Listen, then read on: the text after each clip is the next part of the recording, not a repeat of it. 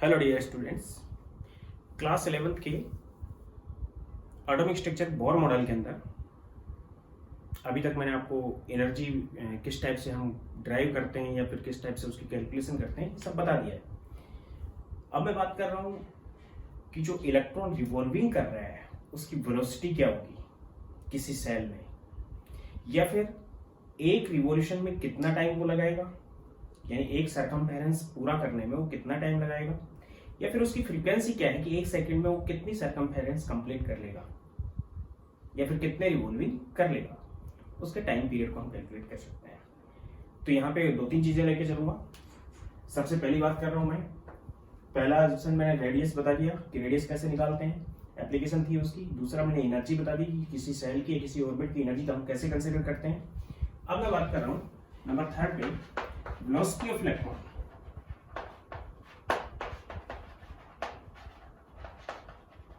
Electron की velocity क्या होगी, इसको हम v से नोट करेंगे वेलोसिटी कंसीडर करने के लिए।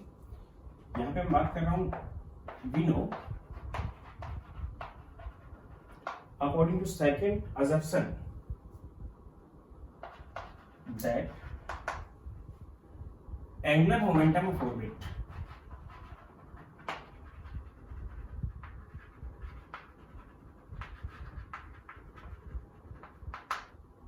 which is mvr is equal to nh upon 2 pi.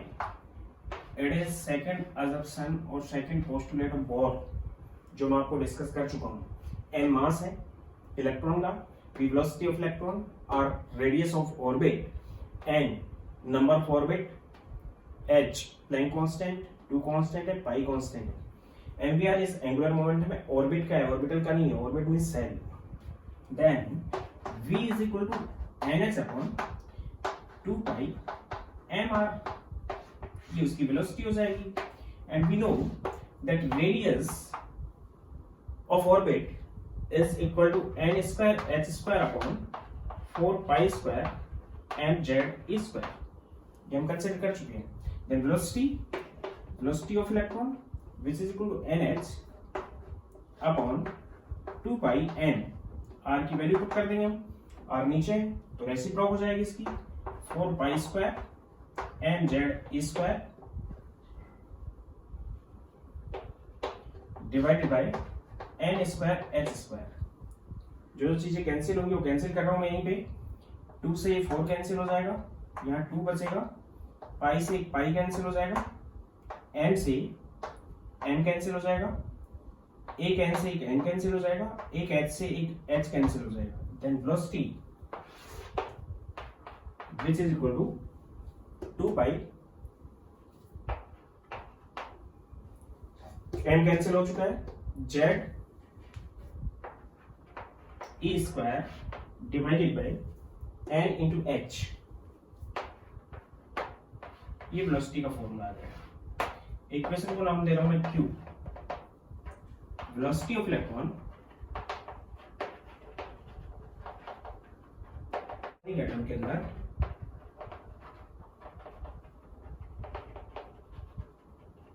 considered by this equation। इस इक्वेशन से हम यूनी इलेक्ट्रॉनिक एटम के अंदर इलेक्ट्रॉन की वेलोसिटी किसी ऑर्बिट में क्या होगी उसको हम कंसीडर कर सकते हैं। इक्वेशन आ गई आपके पास, v is equal to 2 pi z a square upon nh। जो कांस्टेंट है उनकी वैल्यू हम पुट कर लेंगे यहाँ पे। क्या क्या कांस्टेंट है, 2 कांस्टेंट है, पाई कांस्टेंट है, e कांस्टेंट है, h कांस्टेंट है। वही सीजीएस में हम वैल्यू पुट कर रहे हैं। देन इधर नोट कर रहा हूं मैं इसको, इलेक्ट्रॉन आ जाएगी, velocity is equal to 2 into 22 upon 7 into z into 4.8 into 10 raised power minus 10 electron standard unit square divided by n into 6.62 into 10 raised power minus 27 arc second। CGS में values put कर दी है, h की value put कर दी है, charge of electron put कर दिया मैंने और पाई की वैल्यू पुट कर दी है।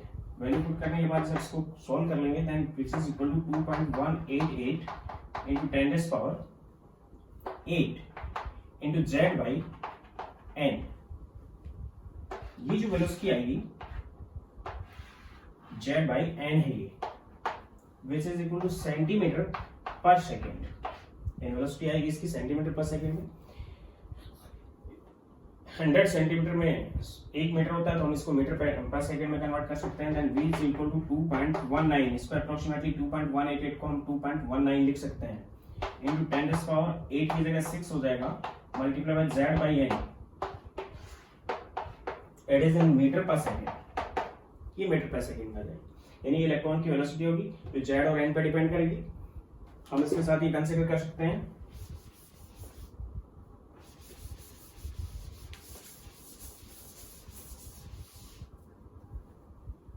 Number first,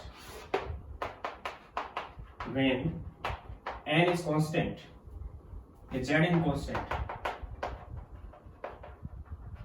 जब z constant हो तो वेलोसिटी n के इनवर्सली प्रोपोर्शनल होगी, then velocity is directly proportional to 1 by n। तो ग्राफ क्या आएंगे, वेलोसिटी और n के बीच में, या 1 by n इसके डायरेक्टली प्रोपोर्शनल रहेगा, और वेलोसिटी और n के बीच में ही ग्राफ आएगा। नंबर ऑफ शेल अगर बढ़ती चली जाएगी तो वेलोसिटी डिक्रीज हो जाएगी। फर्स्ट के अंदर ही F हाइड्रोजन एटम है, ये इसकी फर्स्ट सेल है, ये इसकी सेकंड सेल है, ये इसकी थर्ड सेल है, ये इसकी फोर्थ सेल है।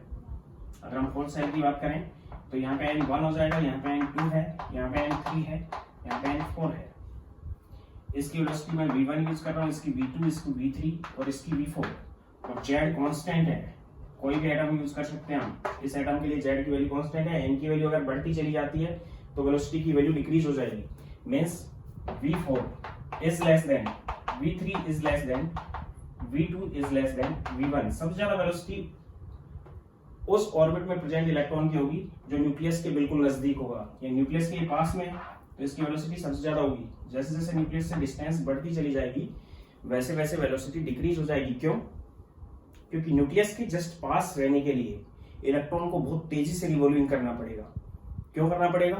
ताकि वो अपनी सेंट्रीफ्यूगल फोर्स को बैलेंस कर सके। क्योंकि बाहर की तरफ लगेगा सेंट्रीफ्यूगल फोर्स, वो सेंट्रीफ्यूगल फोर्स उसकी वेलोसिटी के अकॉर्डिंग होगा। न्यूक्लियस के बिल्कुल पास इलेक्ट्रॉन है तो पास में इलेक्ट्रॉन है तो डिस्टेंस कम होगी। न्यूक्लियस और इलेक्ट्रॉन के बीच की डिस्टेंस जितनी कम होगी उतना ही सेंट्रीपिटल फोर्स ज्यादा होगा, अंदर की तरफ जो लग रहा है। सेंट्रीपिटल फोर्स अगर ज्यादा है तो सेंट्रीफ्यूगल फोर्स भी ज्यादा रखना पड़ेगा ताकि वो अपने ऑर्बिट में बना रहे। उसके लिए उसको वेलोसिटी बढ़ानी पड़ेगी, क्योंकि सेंट्रीफ्यूगल फोर्स जो बाहर की तरफ लग रहा है वो उसकी टेंजेंट वेलोसिटी की वजह से है, और वेलोसिटी अगर ज्यादा होगी तो सेंट्रीफ्यूगल फोर्स भी ज्यादा होगा, क्योंकि सेंट्रीफ्यूगल फोर्स होता है mv²/r, वेलोसिटी पे डिपेंड करता है। इसलिए जितना न्यूक्लियस के पास रहेगा इलेक्ट्रॉन उतना ही रिवॉल्विंग तेजी से करेगा, उसकी वेलोसिटी ज्यादा होगी। तो एक ही एटम के अंदर नंबर ऑफ शेल अगर बढ़ती चली जाती है, z कांस्टेंट रखते हैं, तो शेल के बढ़ने के साथ साथ वेलोसिटी डिक्रीज हो जाएगी। सेकंड कंडीशन मैं यहां पे ले रहा हूं, इसके जस्ट बाद नोट कर लेना। व्हेन n इज कांस्टेंट, जब n कांस्टेंट हो, उस कंडीशन में अगर हम देखें तो n कांस्टेंट है तो then velocity of electron is directly proportional to z। तो अगर z बढ़ता चला जाएगा और n कांस्टेंट रखा हमने तो वेलोसिटी भी बढ़ जाएगी। For example in case of hydrogen, या फिर इन दोनों के बीच में ग्राफ अगर प्लॉट किया जाए तो वेलोसिटी और z के बीच में ग्राफ ये आएगा कि z अगर बढ़ता जा रहा है तो वेलोसिटी बढ़ती चली जाएगी। फॉर एग्जांपल मैं एग्जांपल ले रहा हूं, इस ग्राफ को नोट कर लेना। ये हाइड्रोजन एटम है, ये मैंने हीलियम प्लस ले लिया, ये मैंने लिथियम +2 लिया है, और ये मैंने बेरिलियम +3 लिया है। इसके लिए Z की वैल्यू 1 है, इसके लिए 2 है, इसके लिए 3 है, इसके लिए 4 है। Z बढ़ता जा रहा है, लेकिन नंबर ऑफ शेल हमने फर्स्ट ही ले रखी है, मींस n को हमने कांस्टेंट रख रखा है। तो उस कंडीशन में आपको बता चुका हूं कि रेडियस कम होती चली जाएगी, एनर्जी कम होती चली जाएगी, रेडियस भी कम हो रही है और एनर्जी भी क्या हो रही है इनकी, डाउन होती चली जाएगी, स्टेबिलिटी बढ़ती चली जाएगी, लेकिन वेलोसिटी बढ़ जाएगी। Z बढ़ता जा रहा है तो वेलोसिटी क्या होगी, बढ़ती है। क्योंकि यहां से यहां तक की डिस्टेंस ज्यादा है तो सेंट्रीफ्यूगल फोर्स कम होगा, और सॉरी सेंट्रीपिटल फोर्स कम होगा तो सेंट्रीफ्यूगल भी कम लगाना पड़ेगा, इसलिए टेंजेंट वेलोसिटी इसके लिए कम होगी, टेंजेंट वेलोसिटी इसके लिए ज्यादा हो जाएगी। तो इस कंडीशन में अगर इसकी वेलोसिटी को हम मानते हैं v4, इसको V3, इसको V2 और इसको V1, तो क्या ऑर्डर आ जाएगा?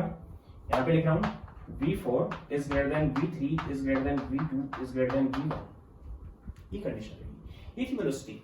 यानी वेलोसिटी अगर इलेक्ट्रॉन के पास नहीं होगी तो उस एटम की कोई स्टेबिलिटी नहीं है, वहां पे इलेक्ट्रॉन किसी ऑर्बिट में नहीं रह सकता।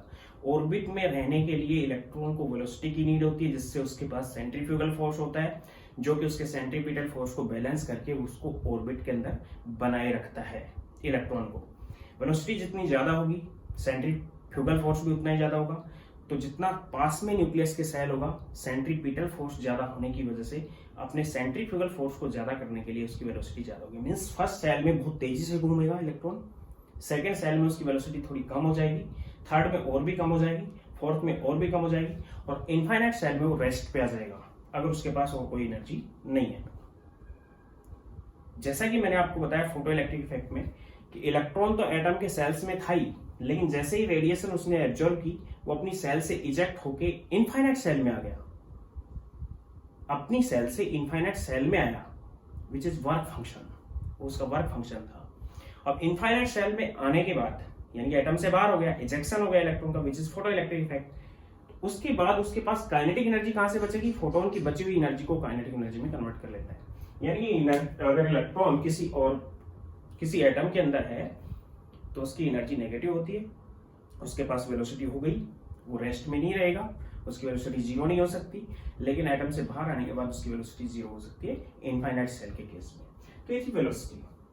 फोर्थ नंबर में मैं बात कर रहा हूं फ्रीक्वेंसी।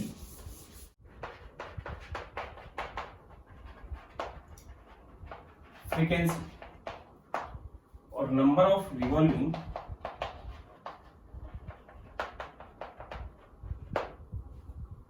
पर सेकेंड या फिर number of cycle per second. Frequency को यहां पे मैं न्यू से या फिर कैपिटल एन से नोट कर रहा हूं। In capital N is number of cycle per second. Number of cycle का मतलब यह है कि न्यूक्लियस है, यहां इलेक्ट्रॉन था, एक पूरी साइकिल अपनी कंप्लीट की तो एक साइकिल हो गई, इसी में दूसरी करेगा, इसी में तीसरी करेगा, यानी एक सेकंड में वो कितनी साइकिल कंप्लीट कर पाता है। इलेक्ट्रॉन यहाँ पे है, एक रिवॉल्विंग का मतलब एक साइकिल, दूसरे रिवॉल्विंग का मतलब दूसरी साइकिल, यानी कि एक रिवॉल्विंग में वो इसकी सर्कमफेरेंस पूरी करेगा, और सर्कमफेरेंस होती है इसकी 2 पाई आर, आर यहां से यहां तक की रेडियस है। तो एक सेकेंड वो कितनी सर्कमफेरेंस पूरी करेगा वो डिपेंड करेगा इसकी वेलोसिटी पे।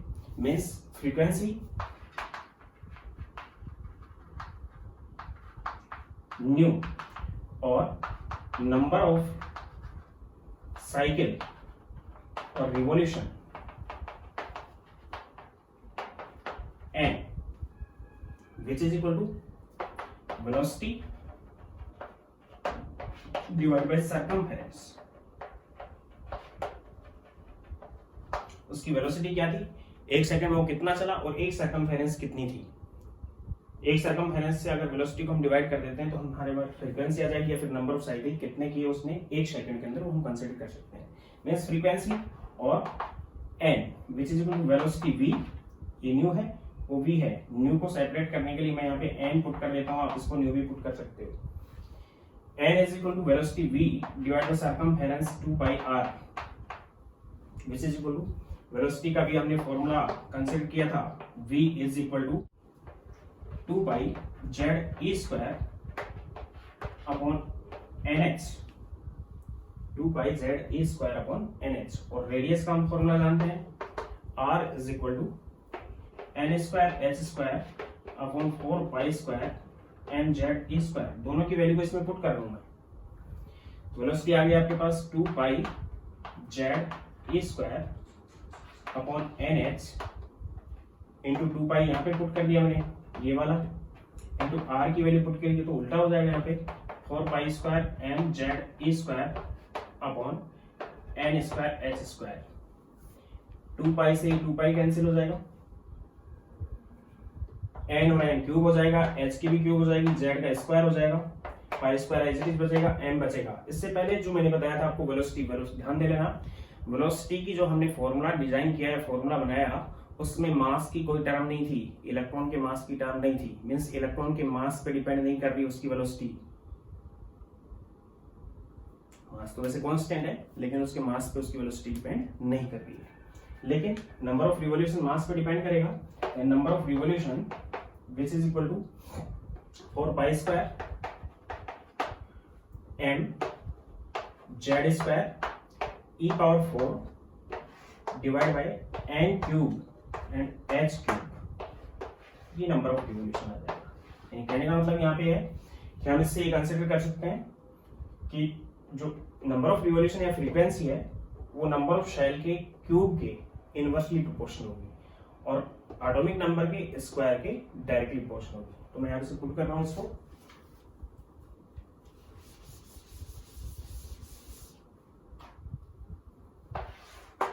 इधर नोट कर लेना, n is directly proportional to z square। कब? when n is constant। तो इस कंडीशन में क्या आ जाएगा आपके पास कि n कांस्टेंट रखा है, तो सपोज करो एक हमने ले लिया n कांस्टेंट रखा है, तो एक तो हमने हाइड्रोजन का एटम ले लिया और एक हमने हीलियम का एटम ले लिया, हाइड्रोजन एंड हीलियम, और यहाँ पे n इज इक्वल टू 1 लिया है, यहाँ पे n इज इक्वल टू 1 लिया है। तो z अगर बढ़ेगा तो नंबर ऑफ रिवॉल्यूशन बढ़ जाएंगे, क्योंकि रेडियस कम होगी, सर्कमफेरेंस छोटी होगी, तो नंबर ऑफ, और स्पीड बढ़ गई तो नंबर क्या बढ़ जाएगा, नंबर ऑफ रिवॉल्यूशन इंक्रीज हो जाएगा। तो यहाँ पे अगर इसकी फ्रीक्वेंसी v1 है, ν1 है और इसकी ν2 है, तो हम बता सकते हैं कि ν2 इज ग्रेटर देन ν1, ν2 ν1 से ज्यादा होगी। दूसरा हम बता सकते हैं when z is constant then number of revolution means frequency is inversely proportional to n cube। For example एक ही एटम लिया हमने हाइड्रोजन का, ये फर्स्ट शेल है, ये सेकंड शेल है, ये थर्ड शेल है और ये फोर्थ शेल है। ये फर्स्ट शेल है n is 1, ये सेकंड है n is 2, ये थर्ड है n is 3 और ये फोर्थ है n is 4। इसकी वेलोसिटी में या फिर इसकी फ्रीक्वेंसी मैं ले रहा हूँ ν1, इसकी हम ν2 ले रहे हैं, इसकी ν3 है, इसकी ν4 है। जैसे जैसे हम आगे चलते जा रहे हैं वैसे वैसे नंबर ऑफ शेल बढ़ती जा रही है, तो सर्कमफेरेंस बढ़ रही है और वेलोसिटी कम होती है, ऐसा मैं बता चुका हूँ। तो फ्रीक्वेंसी भी क्या हो जाएगी, कम हो जाएगी। Means frequency ν1 is greater than ν2 is greater than ν3 is greater than ν4 की फ्रीक्वेंसी होगी। तो इस टाइप से हम इसको कंसीडर करेंगे। इसी टाइप से नेक्स्ट मैं बता सकता हूं, और 5th नंबर पे ले रहा हूं टाइम पीरियड।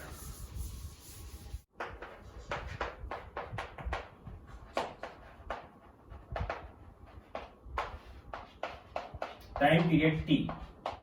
टाइम पीरियड होता है एक रिवॉल्यूशन में कितना टाइम लगा, means time taken in 1 cycle और 1 revolution.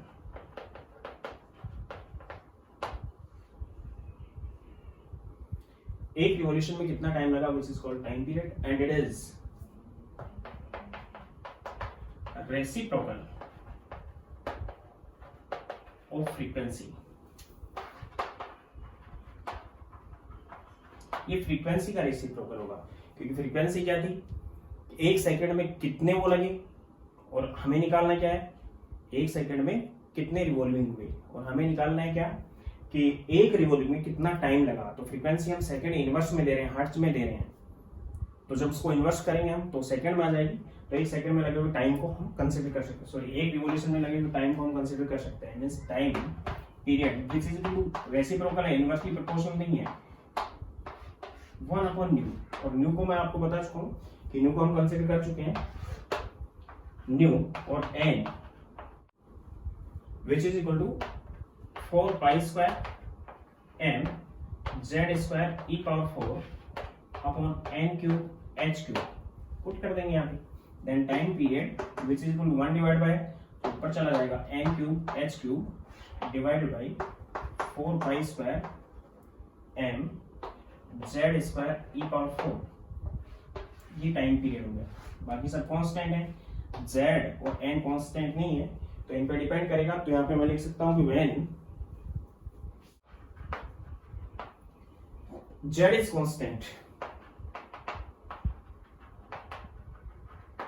then time period is directly proportional to n cube, तो टाइम पीरियड n क्यूब के डायरेक्टली प्रोपोर्शनल होगा।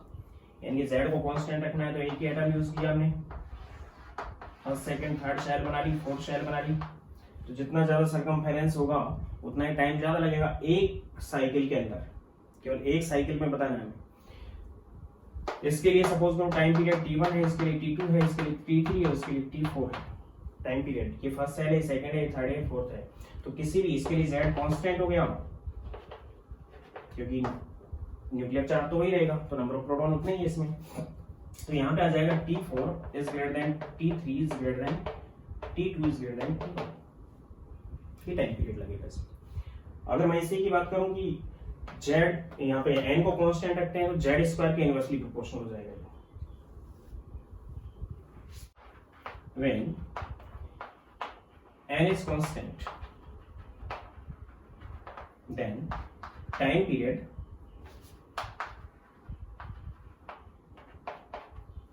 is inversely proportional to z square। Graph तो उसी के अकॉर्डिंग देख लेना।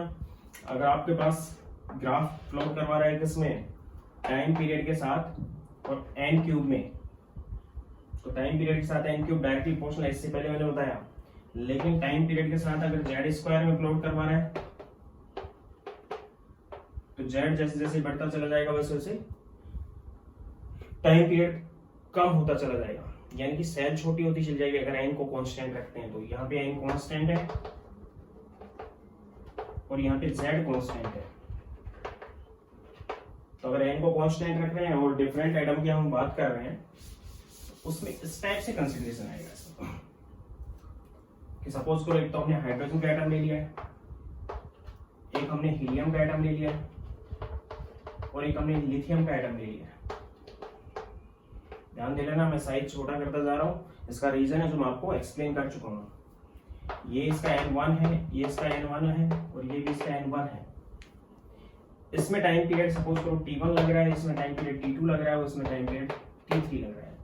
इसके लिए z 1 है, 2 है और 3 है, तो क्या कंसीडर कर सकते हैं हम कि सबसे ज्यादा टाइम पीरियड इसमें लगेगा क्योंकि सर्कमफेरेंस ज्यादा हो, वेलोसिटी कम हो जाएगी, सबसे कम टाइम पीरियड इसमें लगेगा। Then t1 is greater than t2 is greater than t3। ये था टाइम पीरियड। अब हम एक न्यूमेरिकल की बात कर लेते हैं यहाँ पे।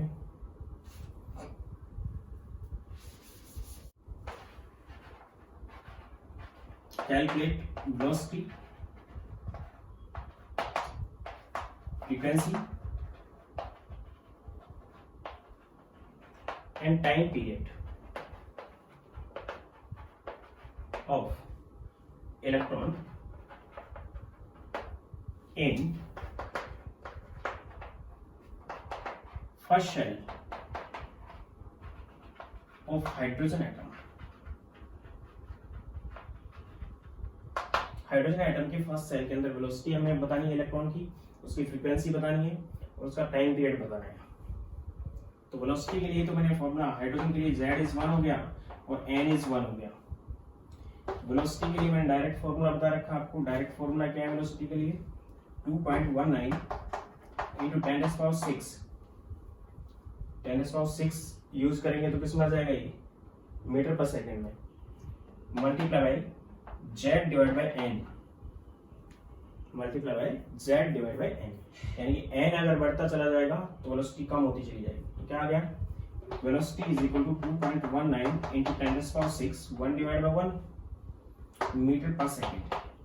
यानी कि फर्स्ट सेल में हाइड्रोजन के अंदर इलेक्ट्रॉन की जो वेलोसिटी होगी वो ये होगी। अब इसका निकालना हमें फ्रीक्वेंसी। फ्रीक्वेंसी होती है किसके equal, velocity divided by 2πr circumference, और 2πr r की वैल्यू पुट कर देंगे यहाँ पे, velocity which is equal to divide by 2π into r की वैल्यू होती है यहाँ पे 0.529। बोर रेडियस है, बोर रेडियस में इतने एंगस्ट्रॉम होती है, एंगस्ट्रॉम को मीटर में कन्वर्ट कर लिया इनटू 10⁻10 मीटर, तो वेलोसिटी में को भी हमने मीटर में यूज किया है। Then frequency which is equal to v 2.19 into 10⁶ divided by 2 into pi 22/7 into R 0.529 into 10⁻⁻10। ये तो था आपके पास मीटर पर सेकेंड में, और ये आपके पास मीटर में, मीटर से मीटर कैंसिल, पर सेकेंड में आंसर, हर्ट्ज में आंसर आ जाएगा। तो इसको सॉल्व कर लेंगे हम। 10⁻10 ऊपर चला जाएगा, प्लस में हो जाएगा, 10⁻16 हो गया, 7 ऊपर चला जाएगा, then it is 2.19 into 7 into 10⁻16 divided by 2 into 22 into 0.529 hertz. Hertz का मतलब सेकेंड इनवर्स पर सेकेंड, ये इसकी फ्रीक्वेंसी हो जाएगी। इसको सॉल्व करके मैं यहाँ पे आंसर निकाल देता हूँ इसका, which is equal to 6.58 into 10⁻15 hertz. ये इसका आंसर हो जाएगा। फ्रीक्वेंसी आपके पास आ गई, तो इसके बाद इसका टाइम पीरियड दे सकते हो आप कि एक रिवॉल्यूशन में कितना टाइम लगा, या एक रिवॉल्विंग में कितना टाइम लगा। This time period which is equal to 1 frequency which is equal to 1 divide by frequency की वैल्यू आ गई आपके पास 6.58 इंटू 10⁻15 हर्ट्ज। नीचे सेकंड इनवर्स में था, यहाँ जाके सेकंड में हो जाएगा। Then time period which is equal to, इसको इससे डिवाइड करेंगे तो ये आ जाएगा 1.5।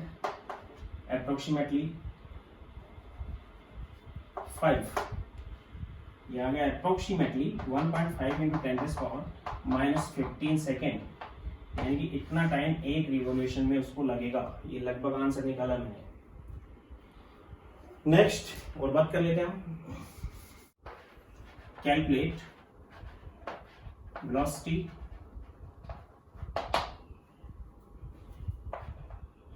Frequency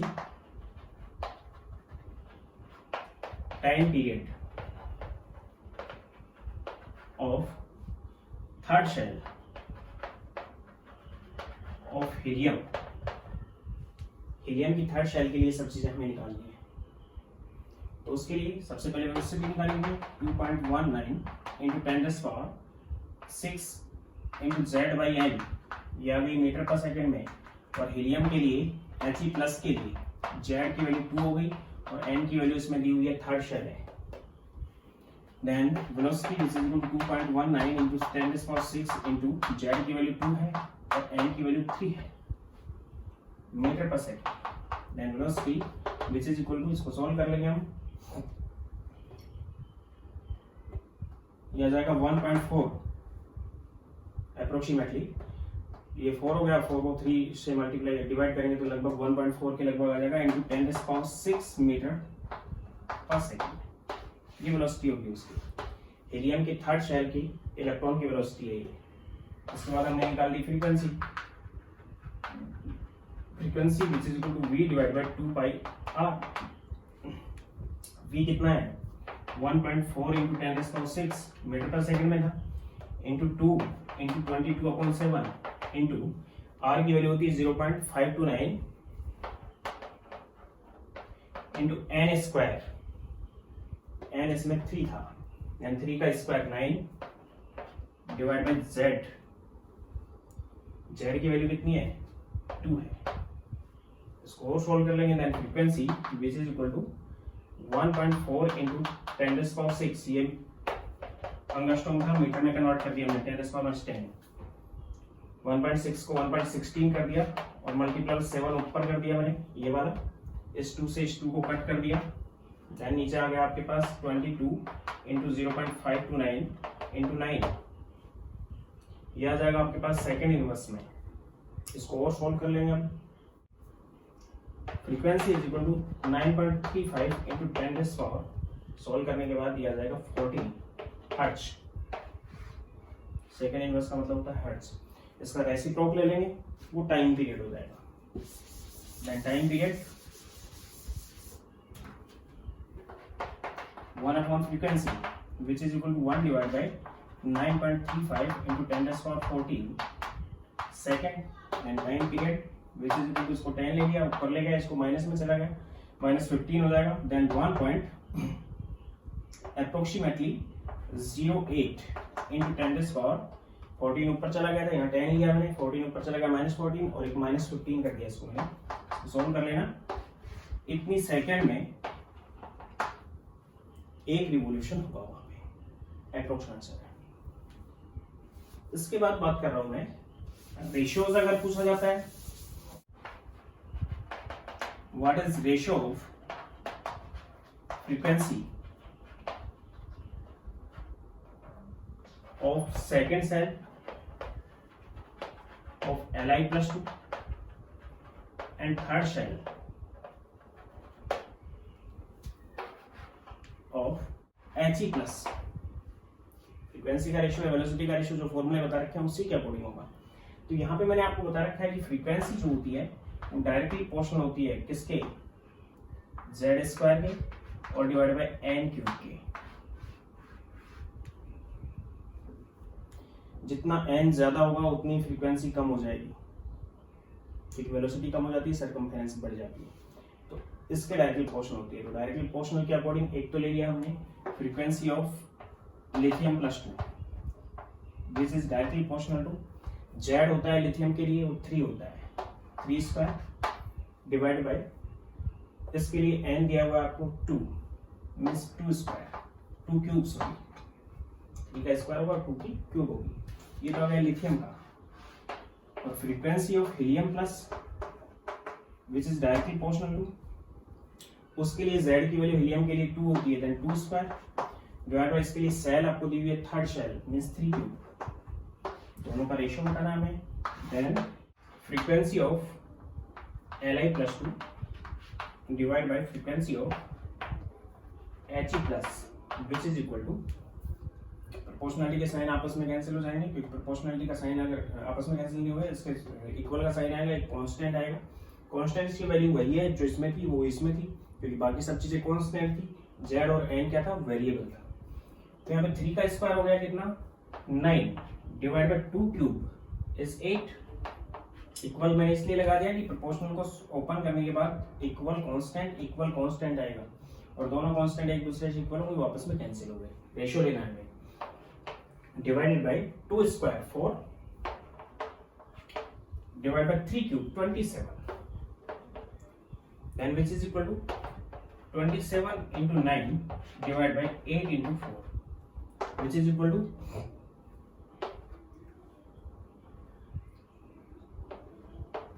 243 divided by 32 means ratio जो आएगा वो 243 रेशियो 32 आ चुका है।